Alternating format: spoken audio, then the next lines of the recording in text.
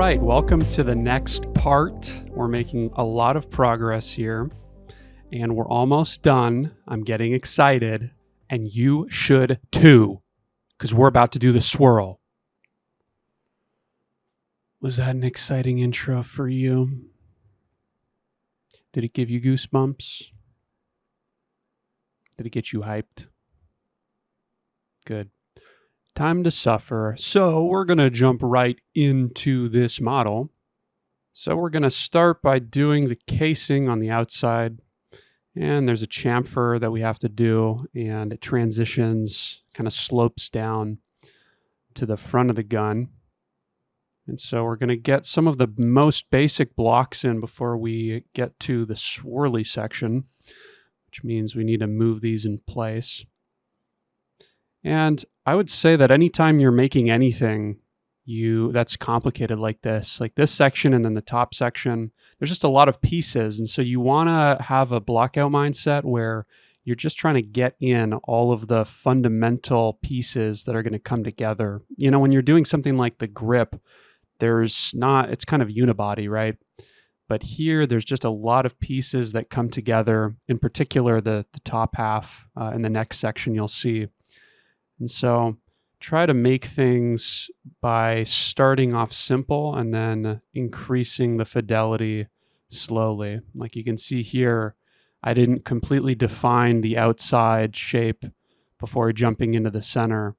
And I'm not going to completely define the inside shape before I go back and, kind of work the transition. So progressively building things up. I think a lot of beginners tend to just do everything that they see that's right in front of them. They don't have much discretion when it comes to order of operations. So build things up slowly, and then you won't have problems with your proportions later. It's when you jump into detail too fast that you start having proportional problems. And now I need to cut this in half. And normally I just put an edge loop through both sides of the top and bottom and then manually chop it in half. But you could see that there's so many segments, it was kind of impossible for me to see where the center segment was. And so instead, I just decided to do an inset and collapse it all to the center and then use that as a way to directly snap my boolean to the center. And on the outside, I'm just going to extrude because this is actually not matching up with our other object that we're going to blend this into. So we extrude it and then we collapse, and that lines things up perfect. You can see right there, we just made the bevel a little bit bigger. And now we're going to begin getting the transition in place. So I'll just extrude some faces from the top, and we're actually going to make the transition as an isolated object. And then at some point we union boolean it to the top. But the transition itself is fairly easy. You can tell how we're going to do this. It's going to be a fillet, and the real trick is lining up the rails on the side, because at least for the left side, it's pretty seamless how it transitions. There's a chamfer there, there's a chamfer on the top. We just have to flow both of those into each other. But the right side kind of cuts off. And so it's just taking each section step by step, doing some manual vertice manipulation. But this is basically the fillet that I was talking about. So we just created a wedge shape. And I don't want to put too many segments because we're going to be manipulating this a little bit. As you saw from the previous section, there was a lot of vertice manipulation.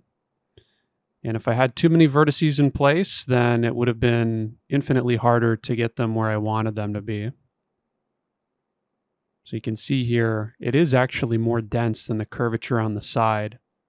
In an ideal world, those two would have been the same density because we're eventually going to have to match it, but not a problem. We can fix that quite easily.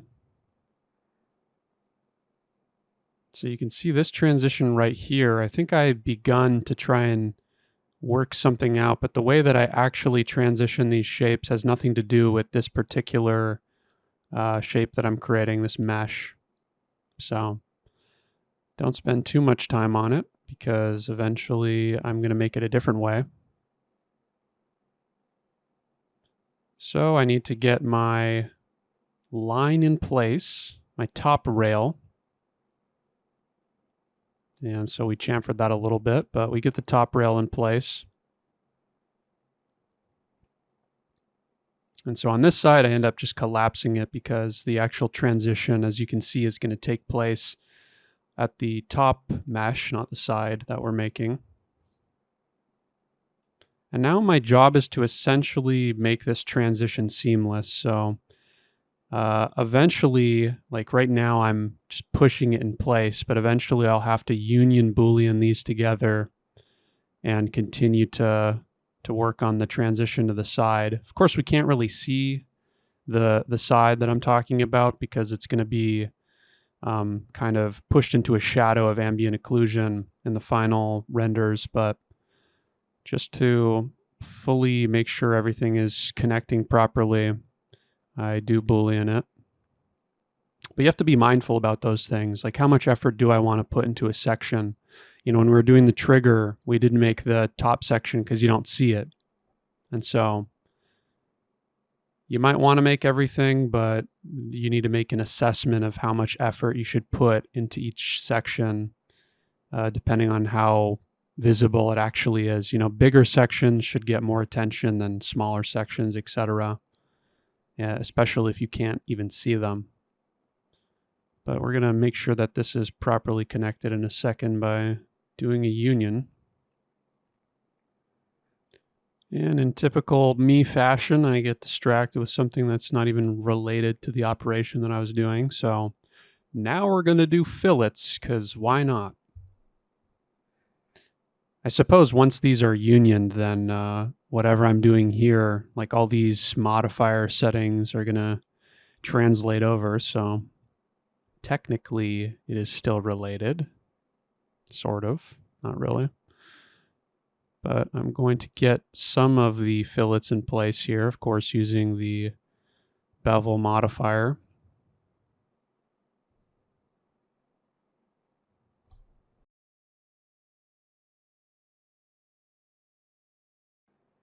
And here I'm cutting this object in half because I thought I was going to do mesh editing on one side and I didn't want it to affect the other, but I actually end up not doing any of that. And then I'm going to Boolean these objects together. Before I do that, I have to make sure the Booleans now are mirrored because these objects don't actually have a mirror modifier. And I prefer to keep them as two separate objects because it only takes one mistake where you accidentally apply a mirror and then all your progress on one side gets destroyed. But we actually don't really edit it. So here you can see I am crafting a Boolean for this side. And we're going to wedge it because we actually want the top to be flat. Or sorry, we want the side at the top to be flat. Speeding this up a little bit, we're just doing some Boolean cleanup. Making sure everything is nice and capped off.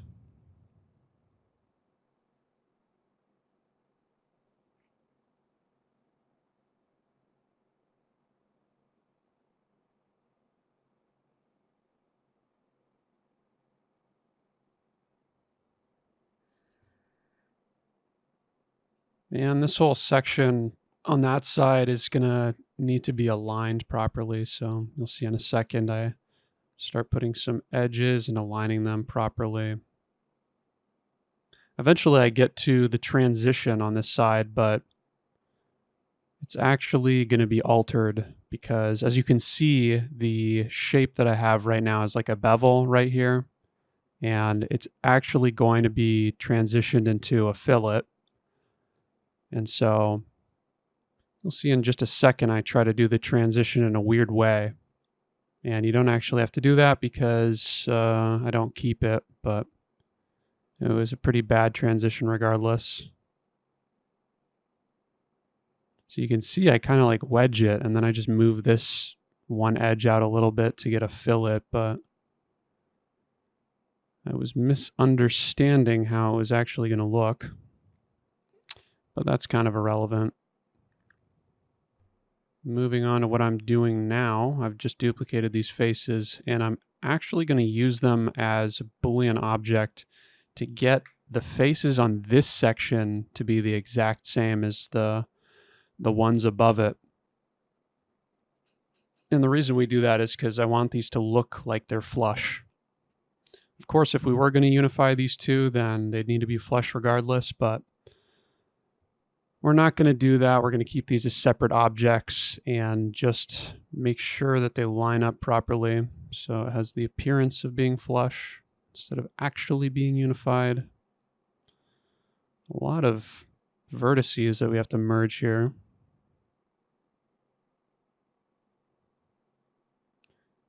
So we will clean everything up nice and tidy, making sure there's no loose vertices or edges. And you can see that they're perfectly lining up, which is exactly how we want it. And now I'm just straightening out this edge because, like I said, it was never going to be that type of transition. And instead, I will slide this one up. So I actually G-slide this edge all the way up and then move it all the way down. And that's going to allow me to then put in my fillet, which was what the shape was supposed to be. And you can see I did a % fillet right there because we want to use the top and bottom as rails. And now this is a really interesting part, very similar to the section we did on the transition, the lower half of this transition, just above the, or behind the trigger guard, I should say. Very similar to that shape, except the interesting part is that this is now going from a fillet to a chamfer. And I actually use a pretty interesting method to get that transition to look good.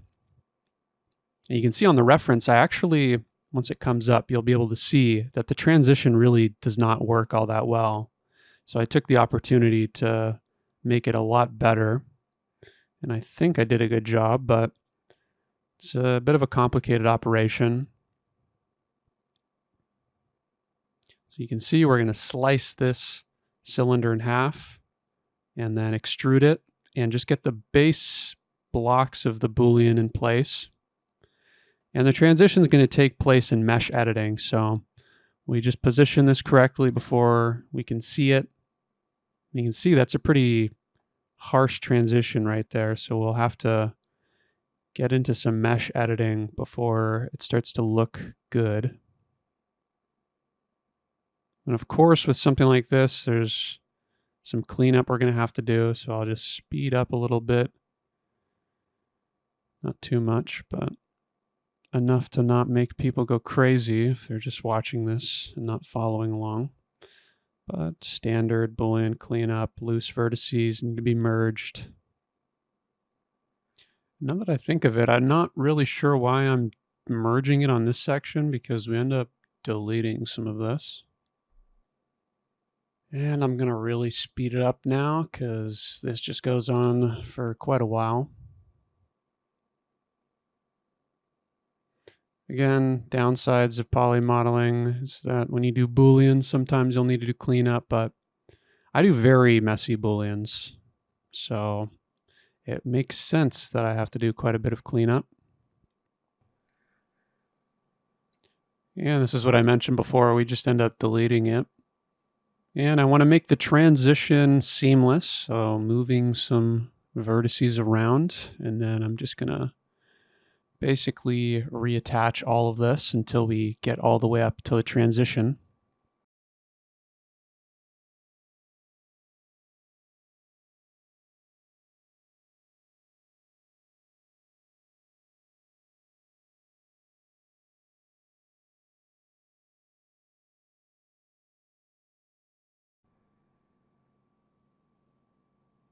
So I'll finalize the last of the edges that need to connect over here.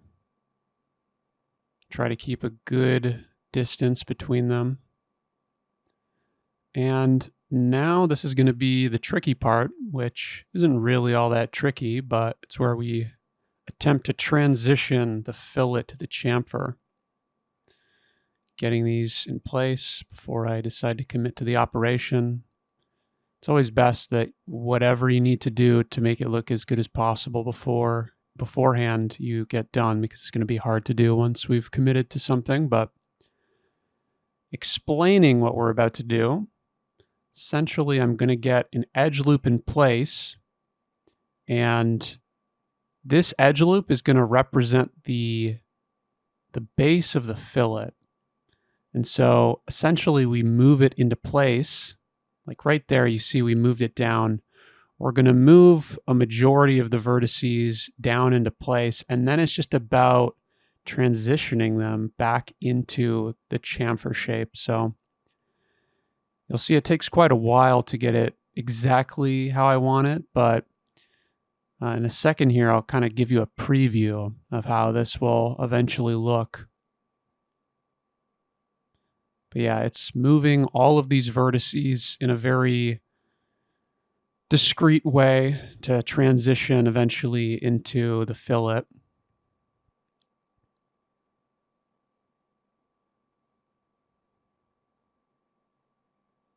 So you can see right there, just for a second, how that's going to look. And the bottom and top rails are roughly going to be the same bottom and top rails as the previous section that we're trying to get the fillet from. So you can see really once you know how these things work, you can get very creative with transitioning elements like this. So I'm going to extend it even more here and eventually kind of get it in place. And you need to make sure that when you do this operation, you match the edge count to your previous fillet that we're taking this from, so that when you eventually do weld everything together, it's not going to be a problem.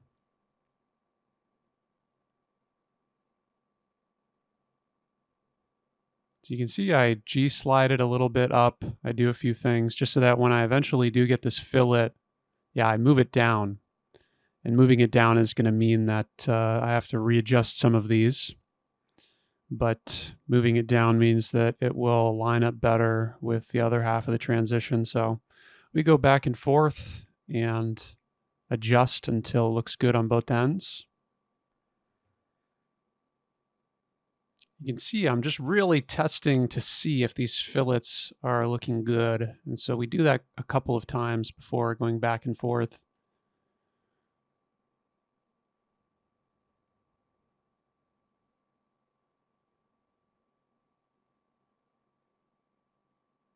Once the fillet's in, we're not going to be able to adjust any of this easily. We're essentially going to quadruple the amount of geometry we have to work with. So we get it to look nice. You can see I'm just assessing how many edges I need to match there. And then we start welding the edges. So you can see even now it's not perfectly lining up, but you get it to be just enough, and then you can make some alterations. So I increase the space between that transition, and then I do some G-sliding to move edges over. And once you put the shading on, it blends seamlessly and you don't have to worry about it. So it's knowing exactly where that line is, and you walk right up to it. How much can I get away with? And because putting in more effort than you need to is just a waste of time. None of this needs to look perfect, it just needs to pass. And I think this shape definitely passes, more so than what we have on the reference right now, at least. This looks way better for transition.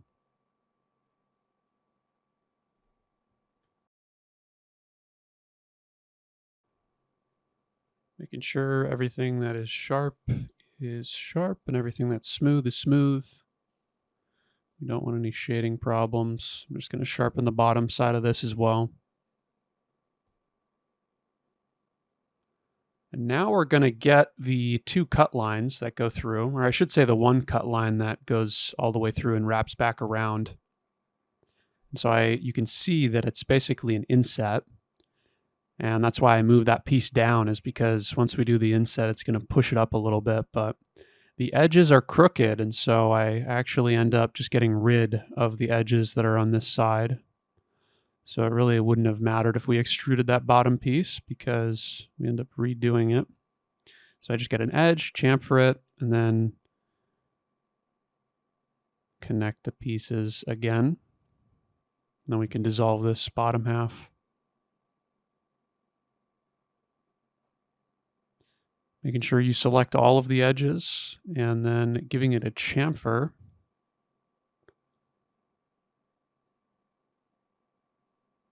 And we basically did the same exact thing for the piece that we're transitioning this into. So it's just a matter of extruding inwards. Although I think for the piece that we're transitioning inwards, we did a three segment chamfer, extruded inwards, and then already had a line. So here we actually have to create a line, which is very simple. We just create it right there. Then we dissolve those edges and sharpen it up. That looks pretty good. Simple as. Simple as. You can see once we apply the bevel modifier back on, we've got a bit of problem. So I'm going to go back to the item menu and reduce the weight on some of those edges until we can figure out the topology. In fact, we don't really need to figure out the topology. It's just that we didn't have that edge as a fillet before, and now it's a fillet, so we don't need to have a fillet in the bevel modifier because it's already on the mesh. Coming over here, we're going to draw in the Boolean shape. And it's just a taper Boolean that we're doing. Looks complicated, looks like a really sophisticated shape, but it is just a taper that we do, and we keep that as a live Boolean. You can get a lot of unique bevels that seem really hard to do through just having a simple taper like this. And I think it's even more exaggerated than the reference, but I kind of like it, how it's so exaggerated. Speeding this section up because we're making cylinders.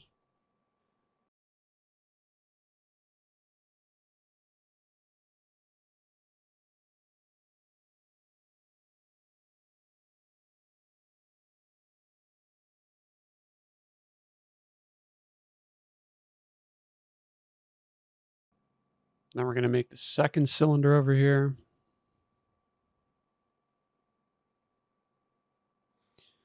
Fillet it. And then I adjust the fillet for like 5 frickin' minutes.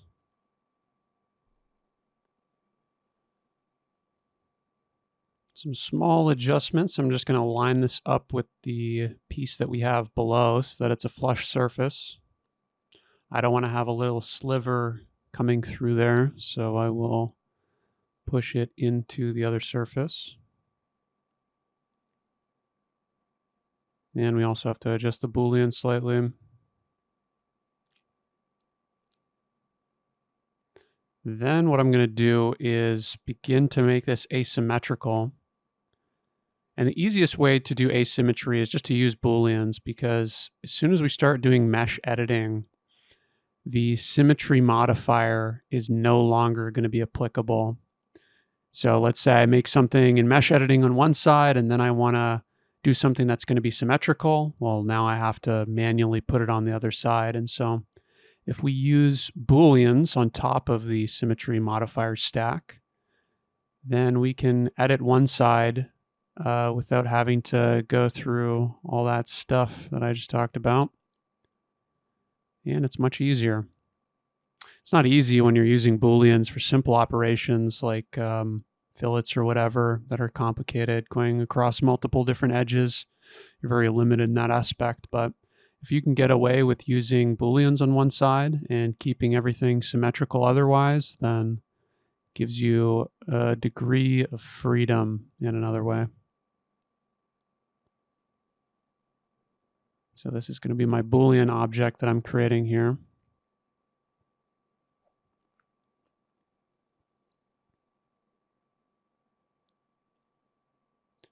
And we're going to make this piece, and this is just going to be a floater that goes on top, because again, just like before, what I'm saying about keeping things symmetrical, we don't want to introduce unnecessary complexity on the trigger guard area.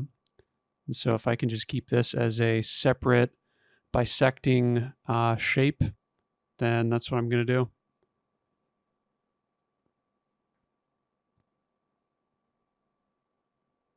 And this little piece right here is going to allow us to do a fillet. And it's going to make it look like it's flush with the surface when it's really not. Well, it is flush, but it's not connected. It's not part of the surface. And here I believe I'm going to create the same lip. So I always hate editing Booleans after the fact, just because they're so much slower, especially if you have a lot of Booleans on a surface like we have here. But just going to do the same thing by making a fillet. And I'll adjust the bottom shape because this whole section doesn't really match the reference. I've changed it a little bit, but I will alter a lot of what I have here quite a few times, just moving proportions back and forth. So it definitely helps to keep things as Booleans, because if they were not Booleans, then it'd be a pain in the ass. Gonna get our rivets in here, our inset cylinder Boolean thingamabobbers. And I just Boolean that. Like I've said before, I don't like to do operations where there's two Booleans on different meshes that are intersecting like that, but I don't plan on connecting those, so I don't really care. Because if I do want to connect those, then it's going to be a pain in the ass to do that Boolean, because there's going to be so many coplanar faces. Quite a bit of adjusting goes on here. I changed my mind about the exact location of where I want these splits to be quite a few times, so just got to move things around.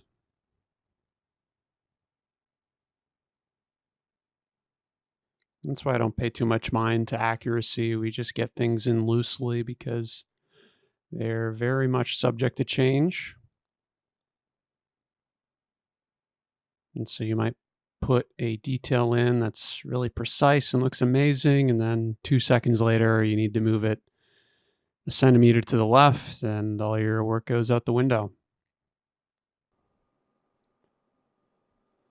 And finally, we're going to move this to line up with the other green piece. And then we are going to collapse this because I still have it as an instance, I believe, of the other object.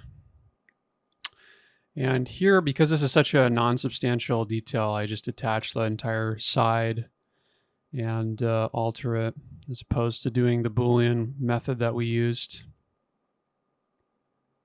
So I come here and I just have to move it down a little bit.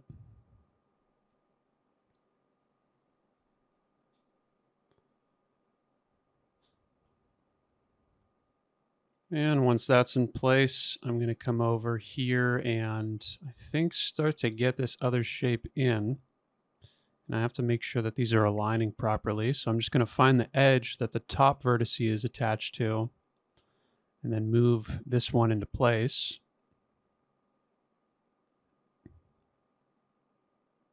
And I probably should have moved the bottom and top edge together, just because that's going to make that surface non-planar. But again, it's within a range of visibility, and I could not tell the difference, so it will remain non-planar. if it is. Not actually sure. Gonna Boolean this guy in half. And I don't think I attached this piece yet. I think it's just moving it to cover up a little bit more down there. Delete this piece, and then we're just going to extrude this whole thing down to cover that hole. Riveting commentary, I know. Not a lot going on. Oh, but right here, actually, if you pay very close attention, you'll notice I adjust this section for the 10,000th time. Yes, we've actually adjusted it 10,000 times. So hopefully you can look forward to the 10,001th time that I adjust it. But I think that is the finale on that section. Perhaps I adjust it again, but I think that's the last time. And here we're just going to take from the back section.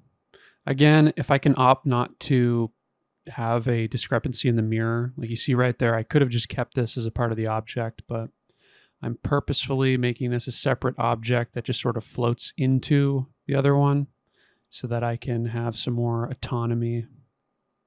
Here you can see I just drag out an edge and then I extrude it. And I turn on the back plane, so you can see I'm going to get this transition in now. There's nothing particularly special. We just have to ensure that the top and bottom of the bevel on this section is matching. So we will snap it to the corresponding edges. You can see it's a little bit off there. And that's kind of a problem because the green shape that I have, the dark green shape, once I move this up, it's not going to be totally aligned. As you can see there, it's kind of skinny on the lower side. So I have to move some stuff around to make it look nicer. As you can see, the left side and the right side are not at the same height level. And so instead of moving the right side, I just take all of the circle and move it up. Because I made an assessment and I thought that probably this should be a little bit higher. So snapping it up there. Then we're going to do a union. And we got to do a little bit of topology cleanup, not a lot. Once you do about 500 Booleans, you kind of know how to do the fastest cleanup. I'm sure there's tools for cleaning up stuff like this, but I find tools in Blender or really any 3D software that are even slightly complicated are usually broken very easily, and they apply to like the simplest circumstances. So you can see that I don't really use all that many complicated plugins. Even plugins that I do use, I use like 2 features from them. And usually they're very simple features that don't break every 2 seconds. You know, like I have Quad Remesher, and Quad Remesher is a pretty complicated plugin. Like what it's doing is kind of like ZRemesher in ZBrush. And it breaks most of the time I do anything more than a simple screw. And so I save it for stuff like text, where, you know, it could basically take a plane and make it quadded. Basically the easiest operation ever it can do. And everything else is up to chance. You know, how is Quad Remesher feeling that day? Is it going to do my operation, or is it going to turn it into a topology hellhole? Getting back to the mesh, what I'm preparing here is to do a transition, and it's a transition that I never did on the reference planes. You can see there's really no transition. It just sort of wedges into the object. And so I'm going to attempt to remedy that by making a transition like we have out here, except on the back. So it's going to connect all the way through from the back of that section to the front. And it's a bit of a challenging thing to do, but I thought, what the hell, you know, we're far enough in this tutorial that We can flex our muscles on doing really complicated transitions. We've already done the swirl at the bottom, so what's another wacky transition? And what I'm doing right now is trying to align it as best I can to the first mesh on the left side, and then get it aligned with the cylindrical mesh.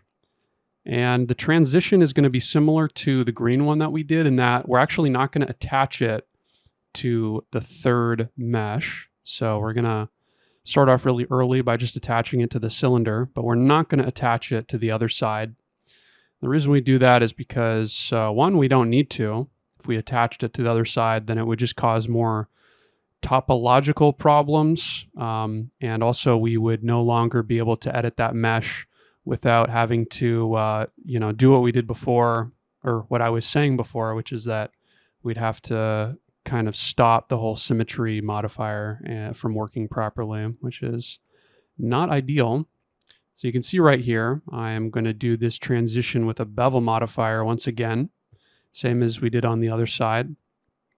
Not the same as we did before on the dark green section, but this section is a little bit easier, and I collapse it pretty soon on, so I think we do need to get into some mesh editing relatively quickly here, but you can see this is basically how it's going to look. And the only thing that's missing from this little preview is it going down. So that's actually another challenging bit, is that it goes down on a slope as well as to the side. And you'll see what I'm talking about just now. So right here, you can see I'm misaligning it ever so slightly. And normally you shouldn't do that. You should keep things aligned. But once I put the fillet on, it's not going to be as noticeable. You can see I did drop it down ever so slightly. And the reason I did that instead of taking it all the way through with a flat line is because I don't want the other section of the design to be lower. I'd like the profile to have a certain thickness, but normally you should not do that. And here you can see the limitation of having this form be a fillet. So a bevel modifier. So I immediately collapse it. And that's going to allow me to then put the fillet on to see through my idea, see if it works properly. And this, I believe, is my convoluted way of bringing this down. Yeah, so I reduced the size a little bit. And I basically just did a G slide off to the edge and then brought it down, as opposed to, I don't know, extruding it downwards. Poly is really bad for those kinds of options, or those operations rather. That's kind of a punch it operation that I just did, except it was an alternate way. As you can see, the back is not at the same height as the front, and so we have to bring this whole cylinder up with all of its components. You can see we put a bevel modifier on here, and we're going to get the same fillet that we have on the back piece, move it all the way through. And there's a bit of an issue with the poly sticking out, so I have to move things around a little bit.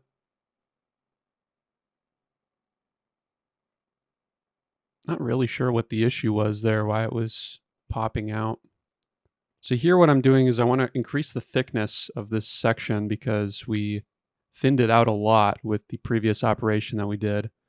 And so I'm going to chamfer this, get rid of the top rail of the chamfer, and then bring this down. And that's going to give me some thickness. Obviously, I have to account for the shape down here, and I believe I just move it over. But the reason I'll often use chamfers to increase the thickness of things, I've done it quite a few times, is because it perfectly moves the edges out to their sort of normal end. I'm not really sure how to describe that. You know, when you do an extrude on a cylinder, how it pushes it all out in alignment with its normal position. That's kind of what I'm talking about. So when I do a chamfer, it's pushing it out, but you could easily just use, I don't know, a connect loop. So just snapping that, because when we did the chamfer, obviously it pushes the one side down. So take the bottom rail and we snap it up.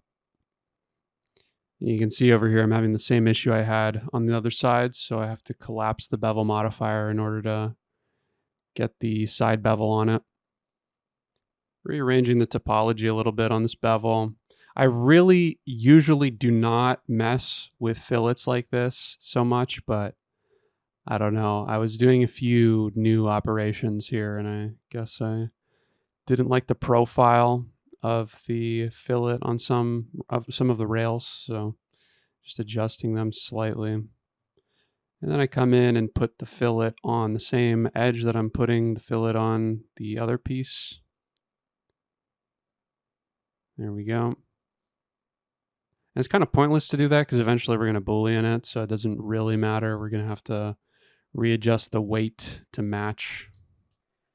And here I change my snaps to active, which just allows me to snap to the last vertice I selected. I don't really use that all that often. Usually closest or center works out pretty well, but every now and then you need to snap a very specific vertice.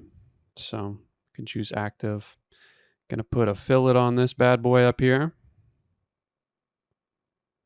And then I think we're gonna get to the transition finally at the bottom. So what I'm gonna do is we're just duplicating this face over, and this is going to act as our transitional Boolean. Not really sure what that means, but effectively what I'm doing is filling in the gap that my transition would fill with the plane that it needs to match the other surface. And all I'm going to do here is just match the sort of inset chamfer that happens at the side. And eventually, I'm also going to change this top piece to have a similar sort of inset chamfer. And the reason we have to echo that on the top is because we want to keep an even transition. There's been many times where I don't have even transitions and they look a bit strange. And so if we keep an even transition, like the one that we made for the swirl, then it's going to look a little bit better. So you can see I actually put a shell, or solidify rather, on this modifier. And I did that because we're going to have to get a Boolean of this piece in here. And of course, before we do that, we need to match some edges. So I'll just take all these faces and try to bulk them up a bit, match them to the back of the Boolean so that we don't have any issues later on.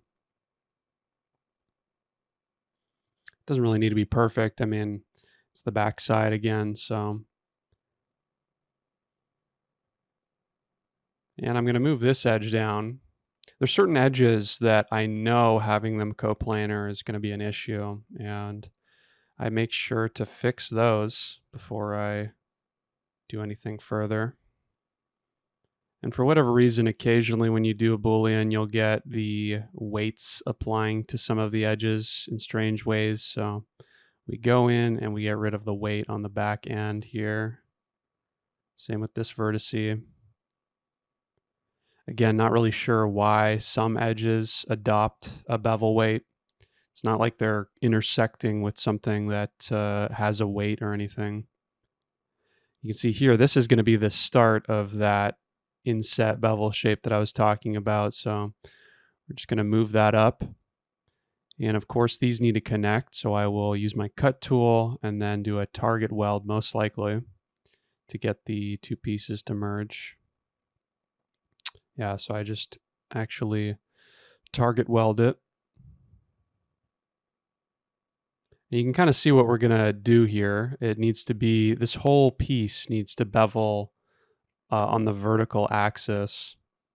And that's going to be a little bit harder to do than just, pressing the fillet button.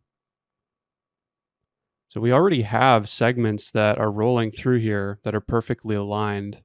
If you remember when we were doing that back piece and we were putting in the topology to eventually move it to have a curvature, this is sort of a similar operation we're going to do here. We have them coming in on sort of a top-down view, flat view, and then we'll eventually move them into three-dimensional orientation. So I want to retain also this sort of transition you can see here. I want to retain the fact that it comes in at an angle. And so I'll move it down, move both pieces with a G slide to eventually snap it and just get that in place. And then the rest of the edges we can kind of just eye out because they're not planar with anything. They're going to be smoothed out in the end. So you can see this is like a little preview of what's to come, but we're just moving all these edges. We're warping them in place. Yeah, my goal is really to make sure that the curvature is big enough because I don't want to settle for having a small curvature just because it's going to be harder to do based on the surrounding geometry. And I've sped this up slightly. We're doing a lot of back and forth work, which is usually not that interesting. Effectively, what you need to do here is you're just trying to align each axis. So you can see this is the side, or the front view rather, and I'm trying to get a nice curvature. I even bring in edges from up here because we can actually work with the geometry all the way up there. But I try to get a curve in on that axis, and then I can move to the bottom axis, and I have to try and line up that curve, and then on the side over here, there's another curve. So we're taking each rail and lining it up to make it look nice. And that's just a matter of moving the vertices around, trying to keep a nice flow between each vertex. And that's the trick for doing these manual fillets, is you just have to ensure that each vertex is curving properly for the position that they're placed in. You can see here, now we're doing the bottom side, just making sure it looks nice. And you can see that there's a sharp edge there. And so I'm actually going to come in and place 2 loops and smooth this into each other. So if you imagine this as like subdivision modeling, like a small little section of subdivision modeling, what we're doing here is like edge loops, right? So we make everything smooth by increasing the tolerance on the edge smooth. And then we move in and use these 2 rails to define the limits of the smoothness on the side, if that makes sense.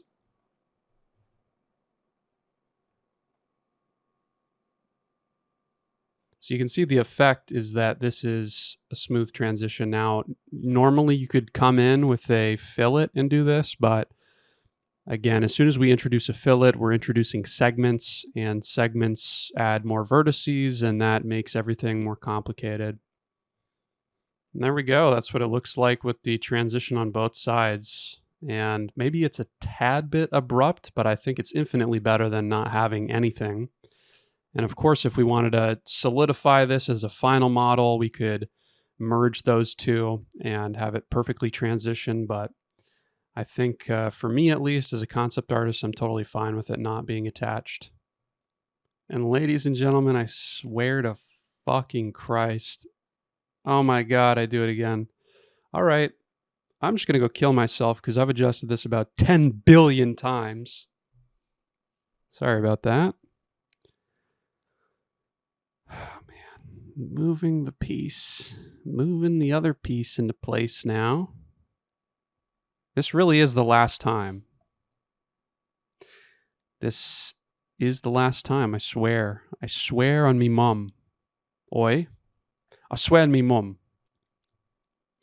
Moving the last bit of detail in place for the last time. We actually come over here and readjust this section again.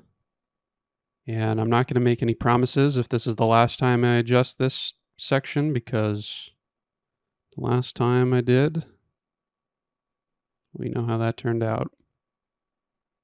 So you can see I'm moving this taper in.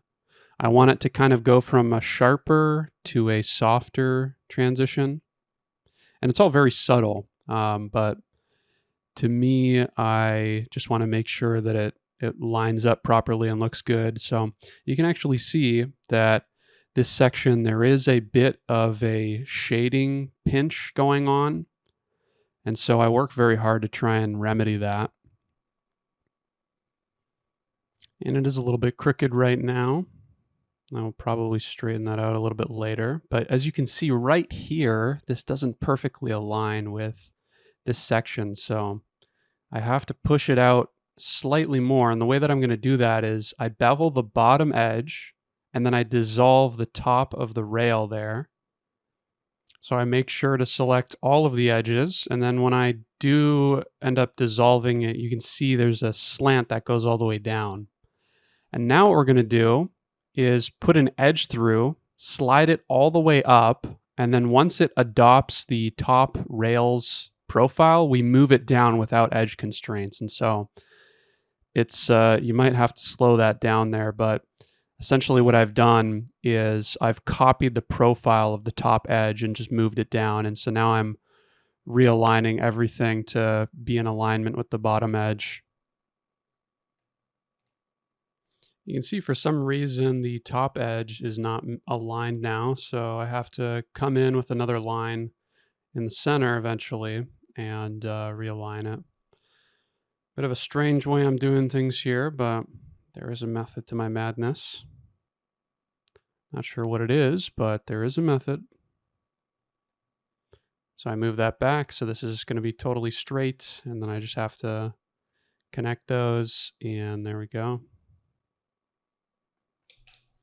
So you can see now it's aligning with the bottom, and our transition can look nice and clean.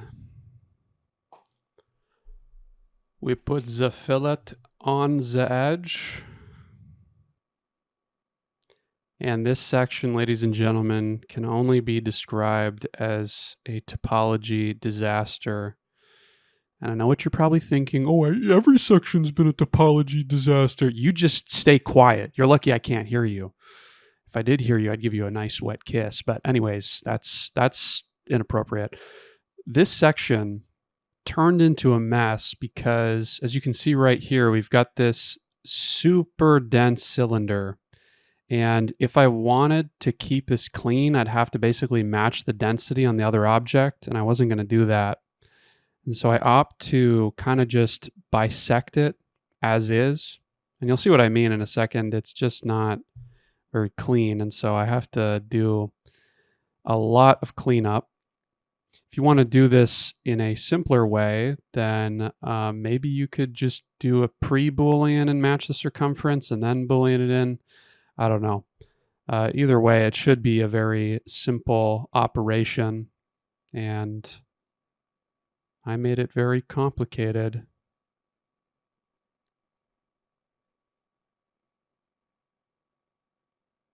You can see this is what I do for the Boolean operation. And essentially, we just have to reconnect about 1 trillion edges here. Okay, maybe it was a bit of an exaggeration. It's not the worst thing, but certainly we did not need to do this.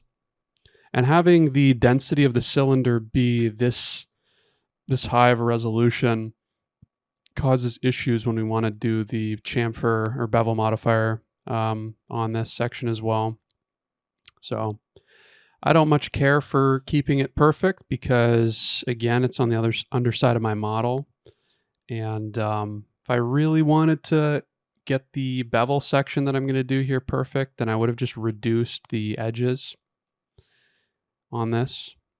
Because when you have a lot of edges, it makes some things good. Like if we were doing a lot of subtraction Booleans, it would probably contain a lot of the edges that would cause shading errors. But here, when we're doing mesh editing, it's really a double-edged sword.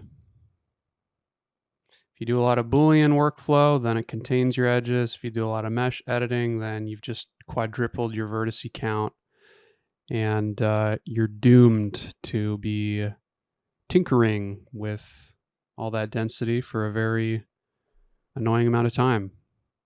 You can see with this bevel modifier applied, it's intersecting, and that's the nature of the operation, is that we're like intersecting it. But you can see I try to contain it by doing various methods of moving these edges inwards and whatnot. But yeah, the pinch that goes on here is just brutal. And what I'd probably do is have a similar method to what we did on the opposite sides transition, where I just use support loops and have a high tolerance for smoothing to get this in, because doing it this way is just it's not really that great for a bevel modifier.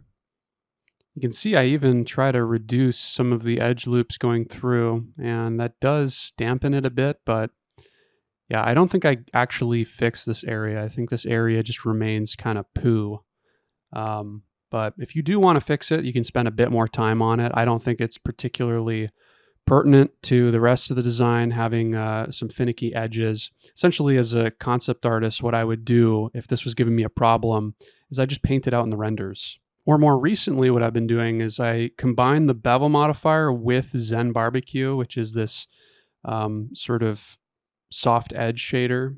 And in the renders, it comes out looking like perfect because it doesn't actually interact with the topology. It's just a shader that makes the edges smooth. So there's a few ways you can do it.